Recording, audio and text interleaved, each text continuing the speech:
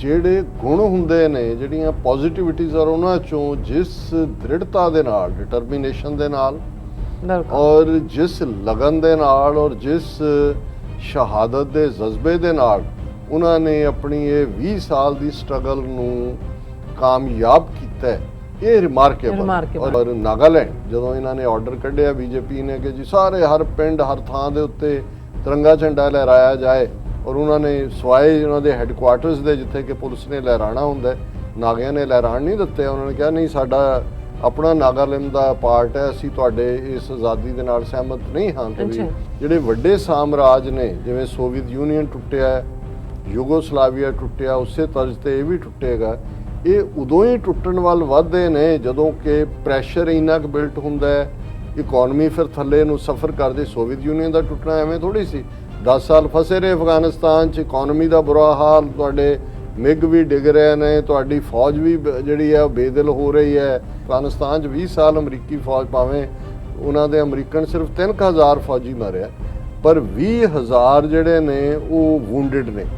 ਹੁਣ ਜਿਹੜੇ ਵੂੰਡਡ ਦਾ ਮਤਲਬ ਹੈ ਐਂਪੂਟੇਸ਼ਨ, ਕਿਸੇ ਦੀ ਲੱਤ ਉੜ ਗਈ, ਕਿਸੇ ਦੀ ਬਾਂਹ। ਨਾਦਰ ਸ਼ਾਹ ਤੋਂ ਜਾ ਰਿਹਾ ਰਾਹ ਦੇ ਵਿੱਚ ਜਿਹੜੇ ਸਿੱਖਾਂ ਦੇ ਗੁਰੀਲਾ ਜੱਥੇ, ਉਹੀ ਟੈਕਟਿਕ ਜਿਹੜੇ ਅੱਜ ਤਾਲਿਬਾਨ ਇਸਤੇਮਾਲ ਕਰਦੇ ਨੇ, ਉਹਨਾਂ ਨੇ ਛਾਪੇ ਮਾਰ ਕੇ ਖੋਹਣਾ ਸ਼ੁਰੂ ਕੀਤਾ, ਸਟੱਫ ਲੁੱਟਣਾ ਸ਼ੁਰੂ ਕੀਤਾ ਵਾਪਸ।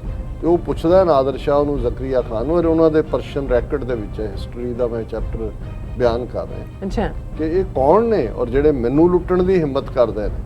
ਉਹਨੇ ਕਿਹਾ ਜੀ ਇਹ ਨਾਨਕ ਸ਼ਾਹ ਫਕੀਰ ਹੋਏ ਨੇ, ਉਹਨਾਂ ਦੀ ਜ਼ਬਾਨ, ਉਹਨਾਂ ਦੇ ਮੁਰੀਦ ਨੇ। ਉਹਨੇ ਕਿਹਾ ਜੀ ਕੀ ਹੈ? ਉਹਨੇ ਕਿਹਾ ਜੀ ਇਹ ਬਹੁਤ ਅਸੀਂ ਇਹਨਾਂ ਨੂੰ ਮਾਰ ਕੇ ਮੁਕਾਇਆ, ਇਹਨਾਂ ਦੇ ਮੁੱਲ ਵੀ ਰੱਖੇ ਨੇ ਸਿਰਾਂ ਦੇ, ਪਰ ਇਹ ਫਿਰ ਖੜੇ ਹੋ ਜਾਂਦੇ।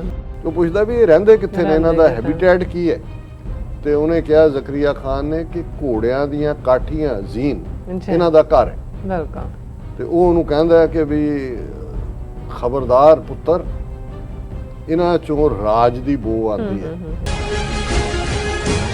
Viewers, welcome back in programme. So viewers, ਹੁਣ ਆਪਾਂ ਗੱਲਬਾਤ ਕਰਨ ਜਾ ਰਹੇ ਹਾਂ ਕਿ ਤਾਲਿਬਾਨਾਂ ਦੀ ਦ੍ਰਿੜਤਾ ਤੇ ਜਿੱਤ ਨੇ ਸਾਊਥ ਏਸ਼ੀਆ ਦੀਆਂ ਆਜ਼ਾਦੀ ਲਹਿਰਾਂ ਨੂੰ ਜਿਹੜਾ ਹੈ ਕਾਫੀ ਹੁੰਗਾਰਾ ਦੇਣਾ ਹੈ।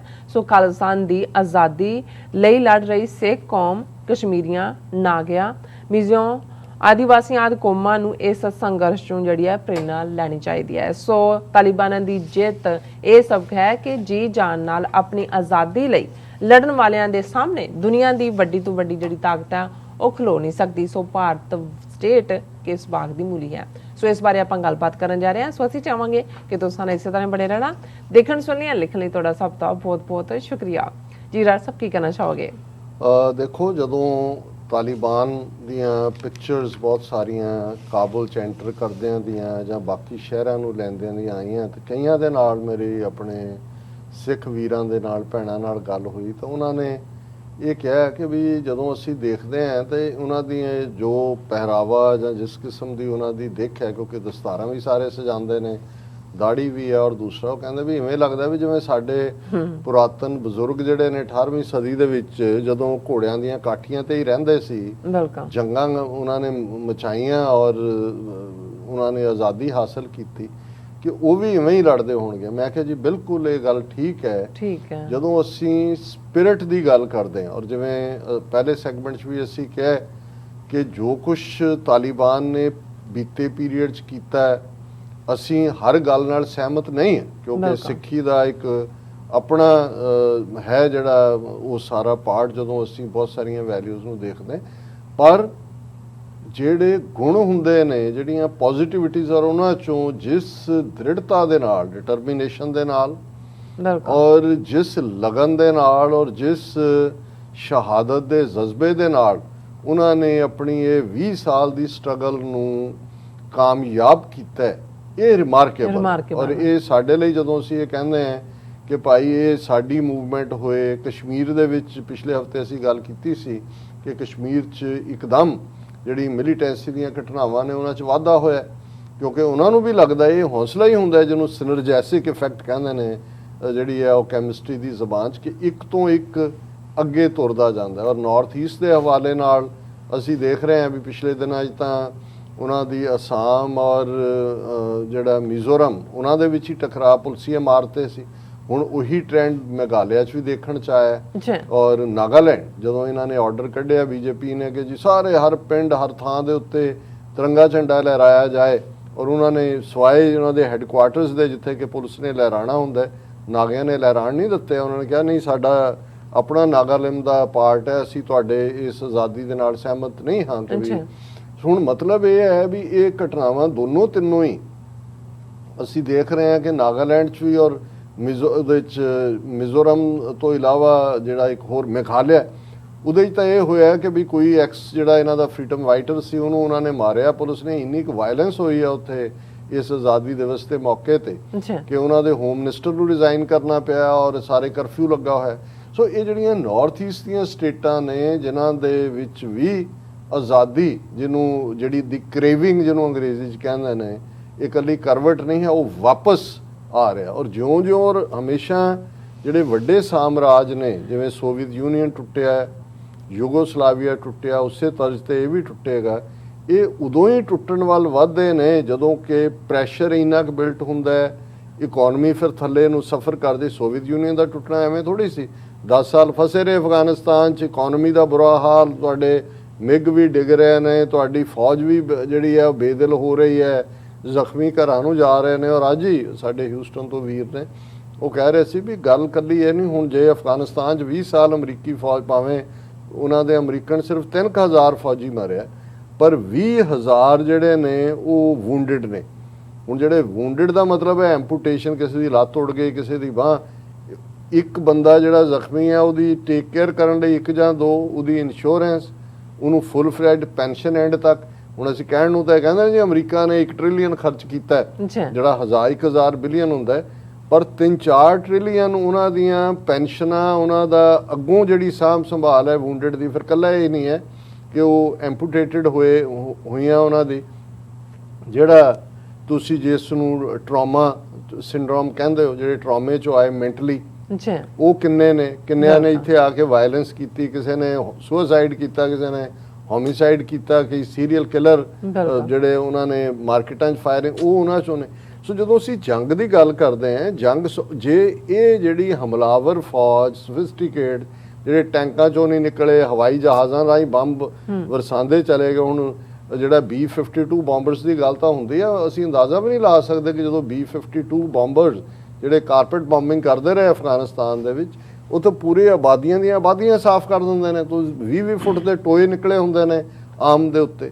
ਹੁਣ ਉਹਨਾਂ ਦੇ ਸਾਹਮਣੇ ਖਲੋ ਕੇ ਜਿਹੜੇ ਜੂਝੇ, ਰੈਗ ਟੈਗ ਜਿਨ੍ਹਾਂ ਨੂੰ ਕਹਿੰਦੇ ਸੀ, ਪੈਰਾਂ 'ਚ ਜੁੱਤੀਆਂ, ਧੌੜੀ ਦੀਆਂ ਜੁੱਤੀ ਜਿਹੜੀ ਹੁੰਦੀ ਹੈ ਉਹ ਪਾਈ ਹੋਈ ਹੈ, ਕੋਈ ਹਥਿਆਰ ਵਧੀਆ ਉਹਨਾਂ ਦਾ। ਔਰ ਹਥਿਆਰ ਉਹਨਾਂ ਨੇ ਕਿਵੇਂ ਨਾ ਹੋਵੇ ਤਾਂ ਆਪ ਹੀ ਬਣੂ ਲੈਂਦੇ ਨੇ, ਉਹ ਕਿਸੇ ਡਰ ਪੁਰ ਕੇ ਵੀ ਪਹਾੜੀ ਦੀ ਚੋਟੀ ਤੇ ਬਹਿ ਗਏ ਕਿਤੇ ਲੁੱਕ ਕੇ, ਉੱਥੇ ਜੋ ਮਿਲਿਆ ਖਾ ਲਿਆ। ਹੁਣ ਇਹ ਜਦੋਂ ਅਸੀਂ ਦੇਖਦੇ ਹਾਂ ਕਿ ਵੀ ਇਸ ਡਿਫਾਇੰਸ ਔਰ ਇਸ ਵਿਲ ਨੇ ਕਿਵੇਂ ਤਬਦੀਲੀ ਕੀਤੀ, ਤਾਂ ਜ਼ਾਹਰ ਹੈ ਮੇਰੇ 'ਚ, ਕਿਉਂਕਿ ਇੱਕ ਤਾਰੀਖ ਦਾ ਸਟੂਡੈਂਟ ਹੋਣ ਦੇ ਨਾਤੇ ਔਰ ਸਿੱਖ ਤਾਰੀਖ ਜਿਹਨੂੰ ਅਸੀਂ ਹੰਡਾਉਂਦੇ ਹਾਂ ਰੋਜ਼ਾਨਾ, ਜਿਉਂਦੇ ਹਾਂ, ਕਿ ਭਈ ਜਦੋਂ ਸਾਡੇ ਬਜ਼ੁਰਗ 18ਵੀਂ ਸਦੀ 'ਚ ਜਿਨ੍ਹਾਂ ਬਾਰੇ ਇਹ ਕਿਹਾ ਜਾਂਦਾ ਵੀ ਨਾਦਰ ਸ਼ਾਹ, ਉਹਨੇ ਜਦੋਂ ਜਿਹੜਾ ਉਹ 1739 ਦੇ ਵਿੱਚ ਦਿੱਲੀ ਨੂੰ ਤਬਾਹ ਕੀਤਾ ਔਰ ਉਹ ਵਾਪਸ ਜਾ ਰਿਹਾ ਲੁੱਟ ਕੇ ਮਾਲ, ਕੋਈ ਨੂਰ ਵੀ ਲਿਜਾ ਰਿਹਾ, ਲੱਦੇ ਹੋਏ ਨੇ ਊਂਟ ਔਰ ਗੱਡੇ ਔਰ ਦੂਜੇ।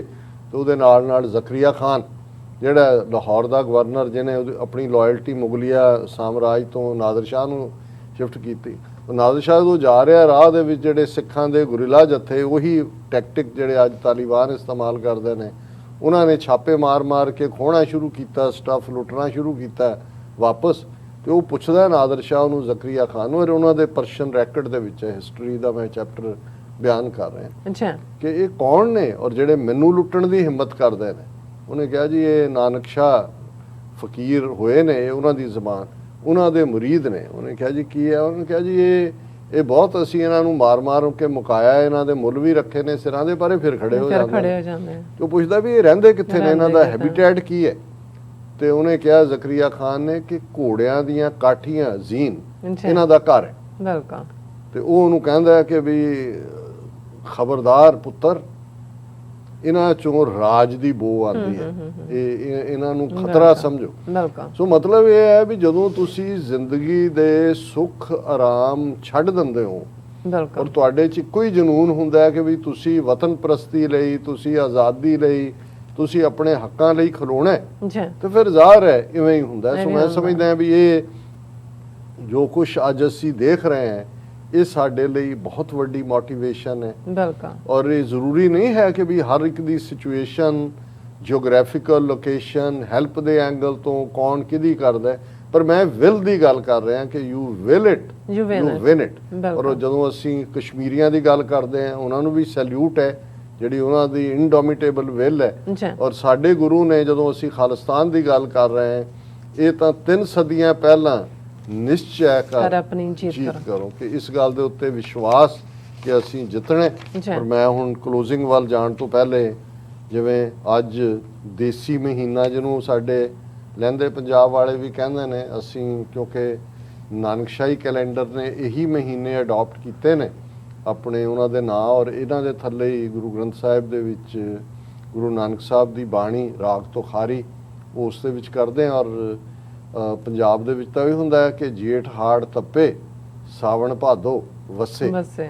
ਹੁਣ ਜੇਠ ਹਾੜ ਵੀ ਤਪ ਹਟਿਆ, ਸਾਵਣ ਖੀਰ ਪੂੜੇ ਔਰ ਉਹ ਖੁਸ਼ਬੂਆਂ ਉਹ ਚੱਲ ਰਹੀਆਂ, ਸਾਵਣ ਮੁੱਕ ਗਿਆ ਔਰ ਅੱਜ ਭਾਦੋ ਦੇ ਮਹੀਨੇ ਦੀ ਸ਼ੁਰੂਆਤ ਹੈ, ਪਹਿਲਾ ਦਿਨ ਹੈ। ਅੱਛਾ। ਔਰ ਇਸ ਦੇ ਉੱਤੇ ਹੀ ਅਸੀਂ ਗੁਰੂ ਨਾਨਕ ਸਾਹਿਬ ਦੀ ਬਾਣੀ ਤੁਖਾਰੀ ਰਾਜ, ਉਹਨਾਂ ਦਾ ਰਾਗ ਸ਼ਬਦ ਹੈ, ਭਾਦੋ ਭਰਮ ਭੁੱਲੀ ਭਰ ਜੋਬਨ ਪਛਤਾਣੀ, ਜਲ ਥਲ ਨੀਰ ਭਰੇ ਬਰਸ ਰੁੱਤੇ ਰੰਗ ਮਾਣੀ, ਬਰਸੈ ਨਿਸਕਾਲੀ ਕਿਉਂ ਸੁਖ ਬਾਲੀ, ਦਾਦਰ ਮੋਰ ਲਵੰਤੇ, ਪ੍ਰਿਯੋ ਪ੍ਰਿਯੋ ਚਵੈ ਬਬੀਹਾ ਬੋਲੇ, ਭਯੰਗਮ ਫਿਰਹਿ ਡਸੰਤੇ, ਮੱਛਰ ਡੰਗ ਸਾਇਰ ਪਰ ਸੁਪਰ, ਬਿਨ ਹਰ ਕਿਉਂ ਸੁਖ ਪਾਈਐ, ਨਾਨਕ ਪੂਛ ਚਲੋ ਗੁਰ ਆਪਣੇ, ਜੈ ਪ੍ਰਭ ਤੈ ਹੀ ਜਾਈਏ। ਜੀ ਗੁਰੂ ਨਾਨਕ ਸਾਹਿਬ ਨੇ ਪੰਜਾਬ ਦੀ ਧਰਤੀ ਦਾ, ਭਾਦੋ ਦੇ ਮਹੀਨੇ ਦਾ ਕੀ ਚੱਲ ਰਿਹਾ ਹੈ ਉਹ ਸਾਰਾ ਹੀ ਬਿਆਨ ਕਰ ਦਿੱਤਾ। ਇੱਕਦਮ ਨਜ਼ਰ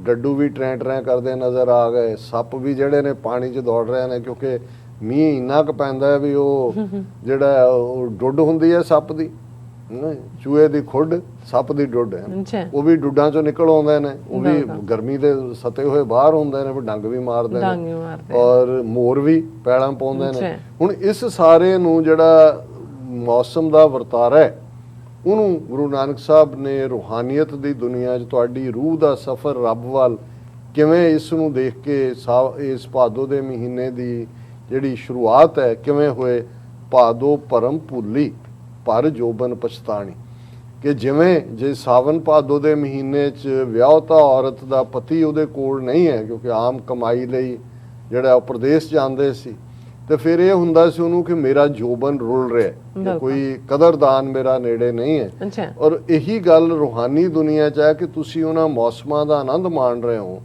ਪਰ ਜੇ ਰੱਬ ਤੁਹਾਨੂੰ ਭੁੱਲਿਆ ਹੋਇਆ, ਉਹੀ ਸਾਵਨ ਭਾਦੋ ਇੱਕ ਪਾਸੇ ਰੱਬ ਦੀ ਯਾਦ ਵਾਲਿਆਂ ਲਈ ਅੱਲਾ ਵਰਸੈ ਮੇਹੋ ਹੈ ਹਾਂਜੀ, ਲੇਕਿਨ ਇੱਕ ਉਹ ਵੀ ਸ਼ਰਾਬੀ ਕਬਾਬੀ ਜਾਂ ਜਿਨ੍ਹਾਂ ਦੇ ਲਈ ਹੁਣ ਐ ਵੀ ਕੁੱਕੜ ਭੁੰਨੋ ਲਿਆਓ ਵੀ ਹਾੜਾ ਲਾਓ, ਉਹ ਵੀ ਨਾਲ ਨੇ। ਹੁਣ ਉਹ ਦੁਨੀਆਦਾਰੀ ਦੇ ਵਿੱਚ ਕਿਵੇਂ ਗਵਾਚੇ ਹੋਏ ਨੇ। ਪਰ ਭਾਦੋ ਭਰਮ ਭੁੱਲੀ ਪਰ ਜੋਬਨ ਪਛਤਾਣੀ, ਜਲ ਥਲ ਨੀਰ ਭਰੇ ਬਰਸ ਰੁੱਤੇ ਰੰਗ ਮਾਣੀ, ਕਿ ਵੀ ਜਿਹੜੀ ਜੁੜੀ ਹੋਈ ਰੂਹ ਹੈ ਉਹਦੇ ਲਈ ਤਾਂ ਇਹ ਹੈ ਵੀ ਸਾਰਾ ਚਾਰ ਚਫੇਰੇ ਜਲ ਥਲ ਹੋਇਆ ਹੈ, ਔਰ ਉਸ ਰੱਬ ਦੀ ਯਾਦ ਦਾ ਆਨੰਦ ਕਿ ਗਰਮੀ ਚੋਂ ਠੰਡਕ ਵੱਲ ਤੁਰਿਆ ਹੈ ਮੌਸਮ, ਜਦੋਂ ਮੀਂਹ ਪੈਂਦਾ ਹੈ ਗਰਮੀ ਦੀ ਹਵਾੜ, ਜ਼ਮੀਨ ਮਿੱਟੀ ਦੀ ਆਪਣੀ ਖੁਸ਼ਬੂ ਹੁੰਦੀ ਹੈ ਲੇਕਿਨ ਠੰਡਕ ਵੀ ਹੁੰਦੀ ਹੈ, ਔਰ ਬਰਸੈ ਨਿਸਕਾਲੀ ਕਿ ਜਦੋਂ ਕਾਲੀਆਂ ਘਟਾਵਾਂ ਅੰਬਰ ਤੇ ਉਮੜ ਕੇ ਆਉਂਦੀਆਂ ਨੇ ਔਰ ਉਹ ਬਰਸਦੀਆਂ ਨੇ, ਤੇ ਉਹ ਕਹਿੰਦੇ ਨੇ ਕਿ ਜਿੱਥੇ ਇਹ ਬਰਸ